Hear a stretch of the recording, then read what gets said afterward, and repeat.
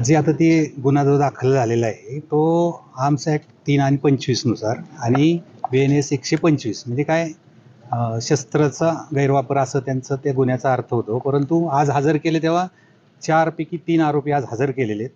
त्यातला एक हजर व्हायचा राहिला होता आणि त्यांचं आपण आरोपींतर्फे लायसन्ससुद्धा दाखल केलेलं आहे आज, की ते काही विना परवानगीचं शस्त्र असा काही विषय नाही आहे. त्यामुळे ते लागू होत नाही. परंतु ती आज विषय नसतो, तो केस चालू झाल्याच्या नंतर.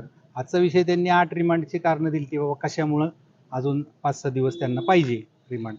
तर त्यातली जी अट होती की तिथले जबाब काय घ्यायचे किंवा फॉरेन्सिक रिपोर्ट म्हणजे ज्या शस्त्रातनं झाले ते जमा केले तेच आहे का, किंवा परवाना जो आहे तो त्याच शस्त्राचा आहे का, आणि ते छताला लागले त्याचं जी गोळीचे छर्रा सापडलाय त्याचं एक फॉरेन्सिक रिपोर्ट. आणि त्यांनी म्हणले की एक आरोपी फरार आहे. तर तो फरार ह्यांना माहिती किंवा ह्यांच्या ह्याच्यात. परंतु त्यात असं झालं, आम्ही सांगितलं की त्याला फक्त हजर व्हायला उशीर झाला. तो 3 वाजता यवत पोलीस स्टेशनला हजर झालाय. टेक्निकली आता कागदोपत्री आणायचं राहिलं एवढाच विषय झाला. परंतु साहेबांच्या मान्य कोर्टाच्या मते की पोलिसांना तपासाची संधी दिली पाहिजे. ते रिपोर्ट आणि जो फरार होता किंवा हजर नव्हता त्याच्याकडनं ती माहिती घ्यायची जी टॅली होईल एकमेकांची. तेवढ्यासाठी सोमवारपर्यंत PC दिलेली आणि आज जो हजर झालाय त्याला उद्या कोर्टात हजर करतील.